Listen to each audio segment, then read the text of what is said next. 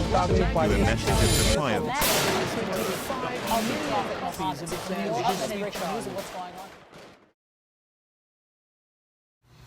A sonhar, eu venci mundos. Minha vida um sonho foi.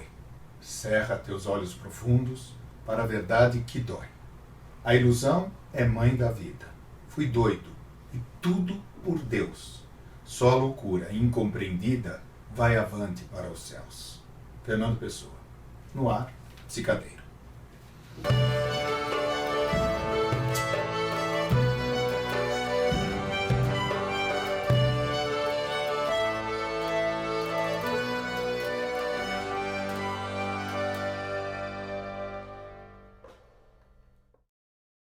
Hannah Arendt, no seu livro Homens em Tempos Sombrios, nos diz assim: Karl Jaspers, cidadão do mundo?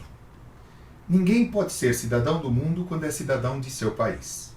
Jaspers, em seu Origem e Meta da História, de 1953, discute extensamente as implicações de um Estado e um império mundiais. Qualquer que fosse a forma que pudesse assumir um governo mundial com poder centralizado sobre todo o planeta, a própria noção de uma força soberana a governar toda a Terra, com o monopólio de todos os meios de violência, sem controle e verificação por parte de outros poderes soberanos, não é apenas um pesadelo ameaçador de tirania, mas seria o fim de toda a vida política tal qual a conhecemos. Os conceitos políticos se baseiam na pluralidade, diversidade e limitações mútuas. Um cidadão é, por definição, um cidadão entre cidadãos de um país entre países. Meu caríssimo, você escolheu como tema Charlie Hebdo, então... Eu acho que o Psicadeiro não podia deixar de falar do evento Charlie Hebdo. Está todo mundo falando, grandes intelectuais e jornalistas, e eu queria trazer, e sugerimos aí, fazer essa discussão no âmbito psi, como sempre, que é a ideia do Psicadeiro. Okay. E quando eu pesquisei e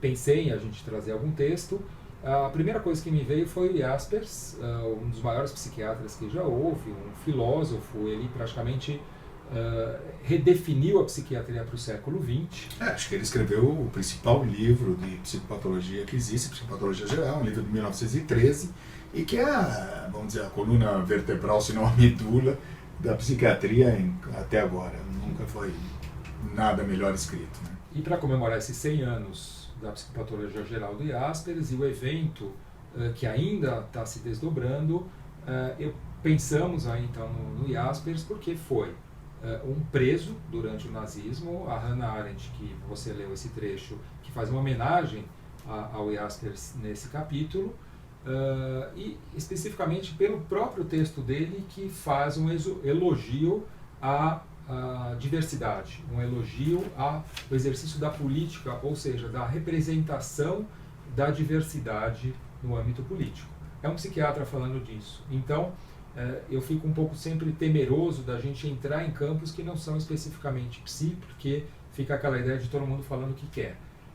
E como é que a gente pode, então, interpretar do ponto de vista psi esse grande evento que ainda tem desdobramentos e a nossa clínica, o nosso pensar? Eu acredito que aí tem talvez um engano que algumas vezes nós já discutimos. Veja, não tem um ponto de vista psi, acho que tem um ponto de vista que é humano, é humanitário. Os editores, de alguma forma, provocam, com temas muito transgressores, agressivos, sacros para algumas pessoas, os outros com figuras e enfim, temas religiosos que para algumas religiões são tabu. Os indivíduos se sentiram ofendidos, e nisso é a reação que me parece absurda. Esta é a loucura que Fernando Pessoa fala de fui doido e tudo por Deus. É muito interessante pensar que um poeta que viveu nos anos 10, 20 e 30 do século passado tenha essa percepção. O que autorizaria alguém, em nome de Deus, a cercear, a matar, a limitar, a mostrar para o mundo que aquilo lá não é aceito? Óbvio, é uma interpretação deles em relação ao livro do profeta, a própria figura do profeta, E se você lembrar, algum tempo atrás, aqui no Brasil, nós tivemos um pastor evangélico que chutou a imagem de Nossa Senhora, recorda disso? Um programa da TV Record, e criou uma grande celeuma. Claro que nós não somos agressivos nem violentos, talvez devêssemos até ser um pouquinho mais na manifestação, mas não enfim, no enfrentamento físico. Mas aquele momento foi um momento que também nós refletimos sobre isso.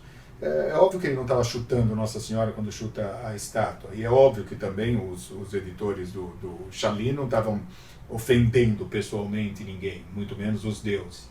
Mas é um símbolo. E quando você mexe com símbolos, de alguma maneira o outro pode se sentir ofendido ou não.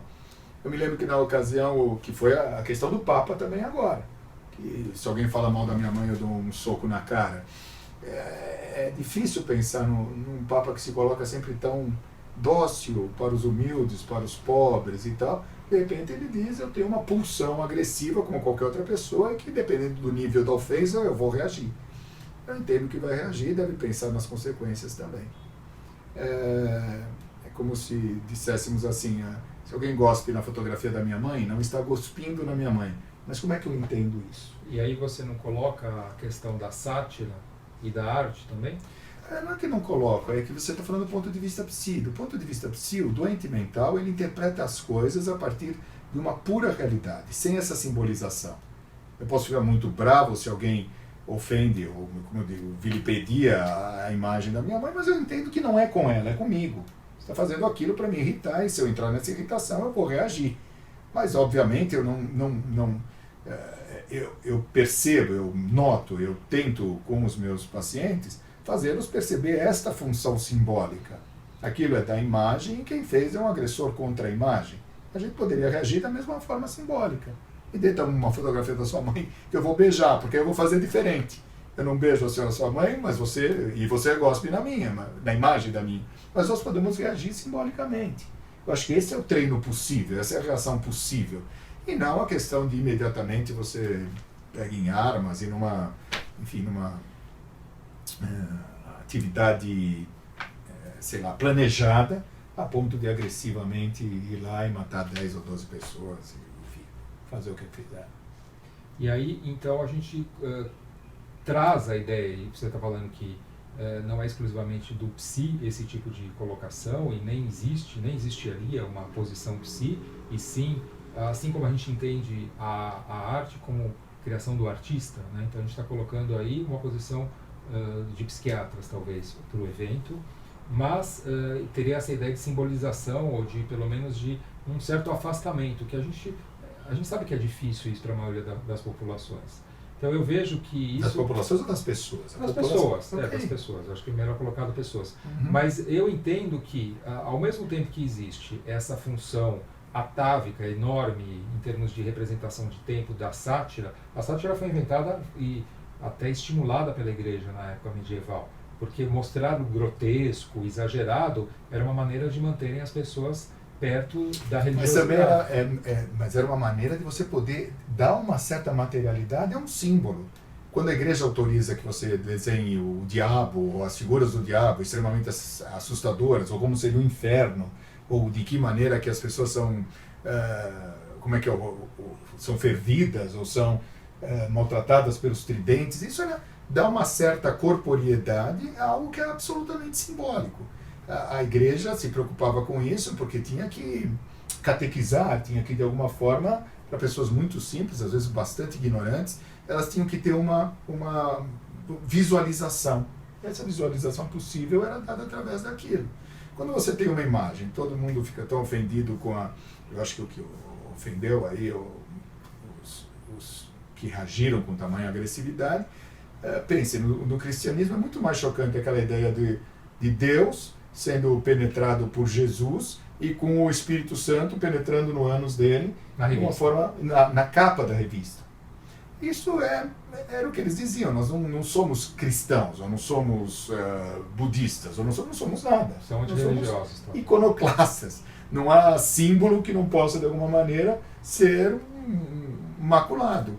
A capacidade de suportar, a capacidade de rir, isso que você diz do nosso professor Zacarias dizia que a ironia é a forma mais sublime de humor e de inteligência. É o que mais estimula o pensamento, que mais evita o enferrujamento do pensamento. Mas a gente tem algo que acontece na sociedade, que é o processo civilizatório. E esse processo civilizatório, ele ensina, né, entre aspas, porque isso não se ensina, mas a gente apreende disso, que é um movimento de respeito. Né? Qual é o limite para você respeitar publicamente e quando é que você não pode respeitar? Para mim, eu acho que a arte é uma suspensão dessas certezas, é uma suspensão desse respeito absoluto.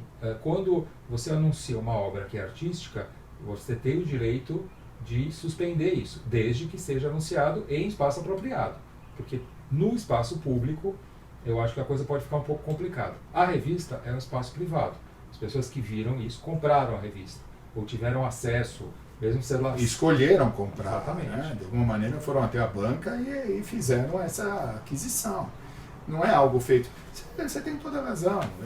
Vejam, com esse escândalo todo, eles aumentaram de... Quanto que era a tiragem? 60 mil, passou para 10 milhões. Eu acho que, em termos mercadológicos, foi um sucesso. Pena que os diretores não estão aí mais para festejar. Mas e trouxe para o mundo, alguém não fez um comentário desses, de que esse ataque fez muito mais mal para o Islã do que a própria queda das torres. Onde ficou muito focado no Bin Laden lá, e a procura dele, enfim, ele era o grande vilão, maluco, que foi diferente disso, que foi algo planejado e feria a França, assim, que de alguma maneira a pátria da liberdade, da igualdade e da fraternidade. São princípios universais da boa convivência humana. Eu acho que isso ter acontecido lá fere a cada um de nós. Ao mesmo tempo que na África acontecia aquela avassaladora morte de não sei quantas mil pessoas, aí eu me dei conta de, não é que me incomoda menos, não é que, mas eu desconheço, então eu sou chocado pela novidade. E na França, que eu conheço, que eu aprendi, que eu li os pensadores e que me fez a minha cabeça, num certo sentido, me parecia que isso estava preservado. De alguma forma é uma esperança que em algum lugar da Terra alguém possa ser livre, até para dizer qualquer bobagem, e o outro escuta e diz, isso não me interessa. E isso me interessa, aí eu vou rir um pouco. E aí, nesse sentido, tem, além das tiragens enormes do Charlie Hebdo, tem as tiragens enormes do Voltaire, que voltou, né, a toda, com o pensamento iluminista, de igualdade, fraternidade. Principalmente da liberdade de expressão. Não concordo com uma palavra do que você diz, mas defenderei até a morte o seu direito de dizê-la. Acho que isso é o princípio universal de qualquer diálogo, é o princípio universal da ciência. Da liberdade do pensamento e da liberdade da alma. Perfeito. Eu não acredito em liberdade da alma, eu acredito na liberdade como um exercício intelectual. Nós não somos livres, acho que nós somos condenados a essa liberdade no sentido que temos escolhas o tempo todo. Intelectualmente nós devemos saber que cada ato nosso é de nossa responsabilidade e, portanto, a consequência é absolutamente para nós. Isso os franceses nos ensinaram e nos ensinaram muito bem. Podemos ficar por aqui? Então, muito obrigado.